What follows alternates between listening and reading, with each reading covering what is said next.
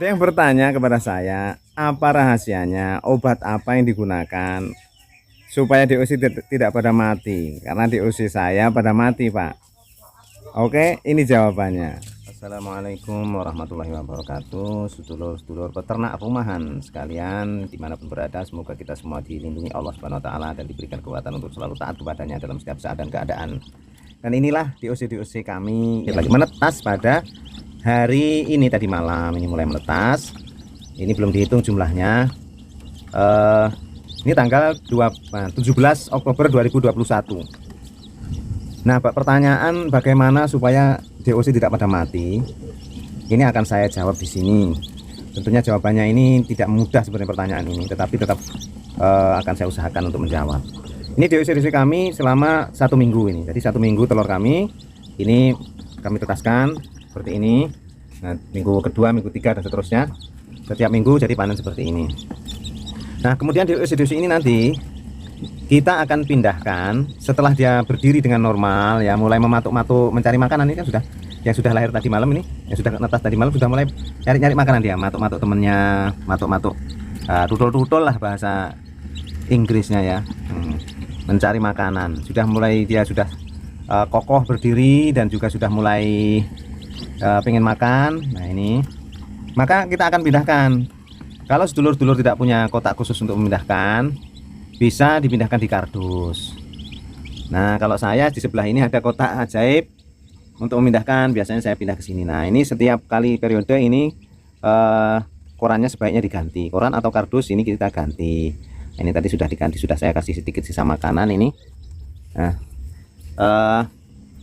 setelah ini kelihatan sehat, nanti kita pindahkan ke sebelah ini. Kalau dulur-dulur tidak punya kotak seperti itu, bisa menggunakan kardus yang tebal biasanya ya, kardus dari bekas-bekas rokok atau apalah yang di pasar banyak atau di toko-toko. Nah, lalu juga kita gunakan lampu seperti itu, lampu 5 watt hyper atau 5 watt yang besar. Nah, kotak sebesar ini sekitar ukuran 70 kali 50 kali 50 lah ya. Jadi ini panjang ke sana sekitar 70, ini 50, ke sana juga sekitar 50. Ini cukup dengan satu lampu seperti itu. Sudah cukup panas lah, lampu 5 watt hyper atau 5 watt yang bohlamnya besar. Nah, sudah cukup untuk menghangatkan. Biasanya saya hidupkan kalau masih hari pertama, hari kedua, hari ketiga saya hidupkan 24 jam. Apalagi pas matahari tidak terlalu terik. Tetapi nanti setelah hari kelima atau hari keenam, biasanya siang hari saya matikan. Nah, seperti itu kira-kira trik pertamanya. Ini nanti setelah ini dibongkar ya, diangkat dipindahkan sebelah sana, nanti kita akan ganti lagi dengan telur yang sudah kita kumpulkan selama 1 minggu. Ini telur-telurnya saya simpan di sini. Ini sama di sini. Nah, ini nanti setelah DOC yang baru menetas tadi sudah kelihatan berdiri dengan tegak, bisa mulai makan, mencari makanan, maka kita keluarkan, kita bersihkan mesin tetasnya, lalu kita masukkan lagi telur-telur ini. Ini cuma meletakkan saja ini. Ini mesin tetas yang tidak saya pakai ini karena terlalu kecil, kapasitasnya hanya 50 butir ini. Jadi tidak saya pakai untuk menetaskan. Nah, ini untuk menyimpan telur saja. Nah, ini juga ada yang di bawah ini. Nah, itu juga hanya untuk meletakkan telur-telur saja. Nah, ini nanti kita agak sorean kalau sudah pada bertelur semua, nanti kira-kira habis duhur nanti sudah kita masukkan di sini di berikutnya ini. Nah, ini kemarin sisa yang tidak menetas ada 8 butir. Nah, 1 2 3 4 8 butir ini tidak menetas. Nah, nanti ini kita buang, lalu kita ganti dengan telur-telur yang baru. Nah, rahasianya supaya tidak mati gimana? Kok diusir dulur-dulur, sebagian ada yang sering mati umpamanya, atau 100 jadi tinggal berapa, atau tinggal 80 apa tinggal berapa. Nah, sebenarnya untuk merawat DOC ini ya kita sekedar menerapkan cara-cara yang sudah kita terapkan beberapa bulan belakangan ini ya. Yakni seperti yang sering saya upload di video-video saya sebelumnya lah, merawat DOC itu. Yaitu diantaranya dengan memindahkan ke box penghangat tadi, diberikan lampu, pakan dan minum. Pakannya dicampur dengan sedikit air dulu dan ditambah air alkali supaya lembut, tidak terlalu tidak keras konsentratnya atau purnya. Pur dikasih pur yang bagus untuk sementara, mungkin sampai umur 1 minggu atau 10 hari, usahakan purnya yang bagus. Lalu diberikan juga air minum dicampur dengan air alkali. Masalah air alkali ini sudah saya buatkan videonya, bahkan sudah ada 2 itu video pembuatan air alkali.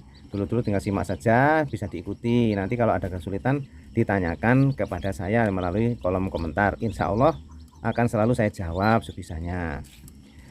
Nah terus umpamanya kok ada pertanyaan, kok pada mati punya saya, sudah dirawat dengan rawatan yang sama kok masih pada mati dan seterusnya kan.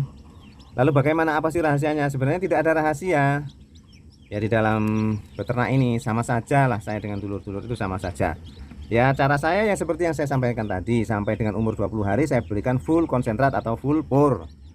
Nah setelah umur 20 hari baru saya tambahin dengan makanan tambahan, mungkin jagung giling yang lembut ya, yang kecil-kecil, dedak jagung, atau pokoknya dicampur lah, tidak konsentrat semua, karena nanti berat dipakan kalau kita beri konsentrat semua ya. Kalau kita ada uangnya tidak apa-apa, tapi karena kami ini orang pas-pasan ya seperti itu, hanya supaya tidak rentan terhadap sakit, tidak rentan terhadap kematian, kami kasih pakan sampai umur 20 hari. Nah terus memang selama ini kami selalu memberi motivasi agar supaya bersemangat untuk beternak ayam ini, tidak ragu-ragu. Jadi caranya ya hampir saya sampaikan semuanya sebenarnya, tetapi keberhasilan memang berbeda-beda dari satu orang ke orang lain. Walaupun caranya sudah ditiru semua, wis ditiru kabeh plek, tapi kok panggah hasilnya rapodo. Nah memang kalau masalah hasil bukan kita yang menentukan, tetapi Allah yang menentukan. Tetapi memang selama ini kebanyakan DOC yang saya pelihara sendiri itu selamat ya. Tetapi jangan salah, dulu jangan salah menganggap bahwa saya ini selamat terus berarti DOC-nya kalau diingu sama sampean itu selamat semua ya. Tidak seperti itu juga. Pernah juga saya tuh waktu awal-awal menetaskan itu ada telur sekitar 30 lebih, itu hanya menetas 9 ekor. Nah sampai itu tidak saya jual 9 ekor itu, 9 ekor DOC, dan yang mati lagi 3, jadi tinggal 6 yang sekarang sudah agak besar-besar, itu sudah 3 bulan setengahan umurnya. Nah itu jadi ya dari 30 butir telur cuma netas 9, dan 9 itu pun masih mati 3, tersisa 6 ekor sampai sekarang. Nah itu jadi tidak selalu mulus saya, dan pernah terjadi juga DOC seperti ini sudah umur 10 hari atau 1 minggu. Itu saya letakkan di box styrofoam malam hari, karena sudah di tempatnya ini sudah ada penghuni baru, maka saya pindahkan dia ke styrofoam. Jumlahnya sekitar 25 ekor waktu itu. Nah setelah pagi hari ternyata saya lihat apa yang terjadi. Jadi 25 itu tinggal 7 ekor yang hidup, yang 7 ekor jadi yang 17 ya 18 mati. Nah jadi peristiwa-peristiwa itu memang harus terjadi kadang-kala. Jadi mati kenapa? Karena mati karena ketutupan dulu. Jadi kardus styrofoamnya itu saya tutupi dengan kardus, tetapi kardusnya itu terlalu rapat sehingga nggak bisa ambekan. Nah itulah pengalaman-pengalaman seperti itu kadang-kadang memang harus terjadi. Semua itu adalah takdir dari Allah, tetapi untuk membelajari kita agar supaya ke depan lebih berhati-hati dan untuk pengalaman. Nah maka dulu kan bertanya, kok saya tidak memelihara DOC, kok belum bisa, kok masih sering mati. Ya yang penting kita perbaiki saja cara-cara kita merawat DOC tersebut. Kita ikuti orang-orang yang sudah berhasil membesarkan atau memelihara DOC dari kecil sampai dengan besar. Nah kita ikuti saja cara-cara mereka itu. Nah hasilnya ya kalau belum berhasil dengan sempurna, kita koreksi lagi lah apa yang salah. Nah, kalau sudah demikian nanti hasil terserah Allah tentunya. Kita hanya bisa mengerjakan cara sebaik-baiknya, tentunya hasil yang menentukan adalah Allah. Sebagaimana juga dulu banyak yang bersuara agak miring tentang penjualan ayam KUB ini, pasti jualnya susah lah, jualnya bagaimana lah.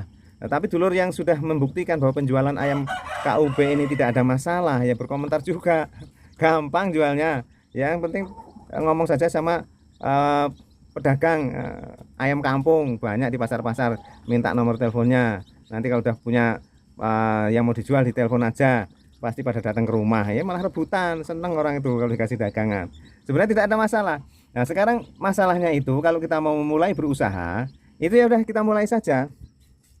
Kita mulai dengan cara yang benar sebaik-baiknya. Apabila masih belum berhasil ya kita ulangi lagi, kita perbaiki caranya saja. Masalah pemasaran juga demikian. Saya dulu ini juga DOC saya ini bingung, saya sudah 2 kali penetasan kok tidak gimana saya menjualnya DOC saya ini. Kalau ngasih makan terus nanti modal saya belum cukup.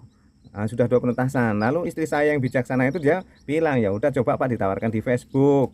Kan Bapak punya grup-grup peternakan di Facebook. Akhirnya saya tawarkanlah di sana. Ternyata tidak lama kemudian tidak selang setengah hari sudah langsung diambil orang dengan harga yang lumayan. Pokoknya ini saya jual ini berapa, 9.000 ini. Baru menetas ini sudah bisa mulai makan ya, umur 3 atau 4 hari saya jual 9.000. Dan alhamdulillah selalu habis ini, bahkan kurang-kurang. Nah, maka kalau masalah pemasaran, yang penting kita punya barang dulu, nanti baru kita tawarkan siapa yang membutuhkan. Jadi jangan pesimis dulu, jangan takut dulu kalau mau beternak. Apa sajalah, pokoknya kita jalani dulu. Nanti kalau ada kendala, kita pikirkan cara jalan keluarnya. Jangan sampai kita belum berusaha sudah bingung nanti jualnya gimana. Kalau pada mati gimana? Ya gimana mau menyelesaikan masalah kalau belum ada barangnya. Maka kita belajar itu ya kita praktek dulu dari sedikit. Nah nanti kalau sudah praktek ada kegagalan, ada kelemahannya, kita perbaiki. Nah seperti itu saran saya. Jadi DOC kok tidak pernah mati, kok tidak mati-mati. Ya dulu juga pernah pada mati. Dulu juga banyak yang mati. Tetapi alhamdulillah sekarang karena mungkin ya Allah sudah kasihan sama saya. Kok mati terus nanti kasihan juga. Nanti gimana kalau kan mati terus ya, mungkin sudah dikasih pertolongan sedikit lah sama Allah. Oh ini tidak dikasih mati-mati lagi. Jadi alhamdulillah banyak yang sehat lah sekarang. Oke dulu-dulu demikian ya. Jadi jangan takut untuk memulai usaha beternak ayam kampung rumahan. Ini mudah. Wes pokoknya mulai wae. Nanti kendalanya bagaimana kita pikirkan nanti. Nah, jangan belum mulai tapi udah mikir kendala dulu. Mulai dulu, kalau ketemu kendala baru kita pikirkan. Jangan belum mulai sudah mikir kendala, ya nggak jadi berangkat kita nanti. Pokoknya insya Allah lah teman-teman yang sudah beternak juga sudah membuktikan ayam KUB cepat sekali berkembangnya, pemasarannya mudah. Ini saya tidak mendakwahkan ayam KUB loh ya. Tentu rezeki itu tergantung dari Allah. Tetapi kita mari berusaha dengan cara yang benar. Mudah-mudahan Allah memberikan keberkahan dan dimudahkan untuk mendapatkan kelebihan rezeki. Oke. Dan sebagai pengalaman saya, mesin tetas saya ini kan berada di luar rumah ini. Di dekat kandang ya. Rumah saya itu besar, saya malu mensyutingnya. Nanti. Jadi dan instalasinya itu sangat sederhana. Nah itu. Colokannya seperti itu. Jadi colokan lama Bapak-bapak, Ibu-ibu sekalian. Sambungannya kurang pas. Dulu pernah ini mati selama 1 malam full. Ini tidak nyala lampunya ini. Jadi ini dalam keadaan dingin selama 1 malam mesin tetas saya ini ya. Dan tidak ketahuan. Tahu-tahu sudah pagi. Wah, mesin tetasku mati ternyata. Kabelnya pedot, kabelnya putus. Lah pagi tak benerin tapi nggak sempurna benerinnya. Malam berikutnya mati lagi dulur. Mati lagi nggak ketahuan sampai jam berapa. Pokoknya pagi itu pulang dari sholat subuh sudah mati lagi. Masya Allah, mati lagi. Suhu tinggal 25 derajat di dalam mesin tetas ini. Yang kemarin tuh suhu tinggal berapa ya, 23 apa. Pokoknya dingin lah sampean. Padahal telur penuh ini. Ada 150-an telur. Waduh, pikirku nggak pada netes. Ini terjadi sekitar berapa hari kemarin, Mak ya? Ada sekitar 10 hari kemarin lah. 10 harian kemarin. Nah, ternyata alhamdulillah dengan pertolongan Allah juga yang pada netes semua, ya nggak semua ya, biasalah seperti biasanya. Ini ada yang nggak netes ya, ini ada 8 biji yang nggak netes. Nah ini. Tetapi yang rata-rata yang netes seperti biasanya. Ini yang kemarin juga yang pikirku nggak netes juga ternyata.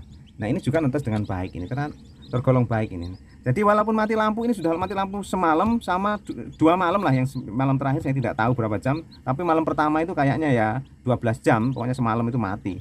Tetapi alhamdulillah tetap menetas. Nah jadi memang mesin tetas ini alhamdulillah lah ya.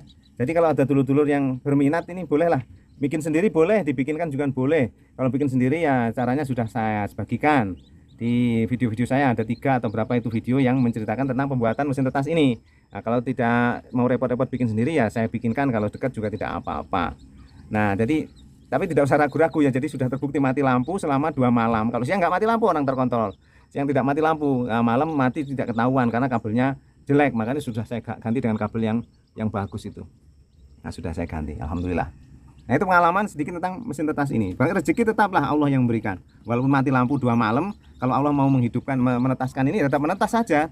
Nah jadi begitulah dulur-dulur, rezeki itu betul-betul kepunyaan Allah. Kita hanya sekedar mengusahakan. Usahakan saja dengan sebaik-baiknya. Nanti hasil serahkan sama Allah. Tidak usah mengatur kebijaksanaan Allah. Allah lebih tahu apa yang pantas untuk kita. Demikian, ada kekurangan mohon maaf. Subhanakallahumma bihamdika asyhadu an la ilaha illa anta astaghfiruka wa atubu ilaik. Assalamualaikum warahmatullahi wabarakatuh.